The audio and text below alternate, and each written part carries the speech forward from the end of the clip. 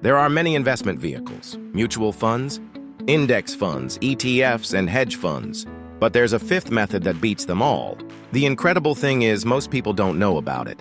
And today I'm going to reveal exactly what it is. First, we'll simply understand what these funds are, how they work, and what their advantages and disadvantages are. This way, by the time we get to the end, you'll have the tools to make smart decisions about where to put your money.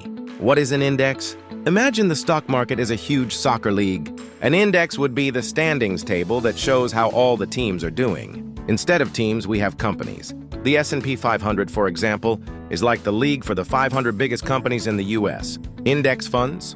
An index fund is like a mirror. It simply copies what an index does. If the S&P 500 goes up, the fund goes up. If it goes down, the fund goes down. Simple example, instead of buying shares of Apple, Microsoft, Google, and Tesla all by yourself, you buy an S&P 500 index fund and automatically own a small piece of all those companies. Pros: very low costs. You don't need to be an expert. And it grows with the market. Cons: you have no control over the price, and purchases are executed at market close.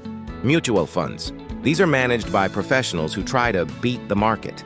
Example: imagine you hire a personal trainer who tells you what to eat, what exercises to do, and when to rest. They might achieve spectacular results, or they might not. Pros: if they get it right, you can earn more than the market. Cons: very high fees, and most fail to outperform the market over the long term. ETFs, exchange-traded funds. Think of them as a mix. They also copy an index, but they trade like a stock. You can buy or sell them at any point during the day. Pros: very low costs, great flexibility, and you can start investing with just a few dollars. Cons: some actively managed ETFs charge high fees. Hedge funds. These are exclusive funds with complex strategies, usually only for investors with a lot of capital. Imagine a private investment club.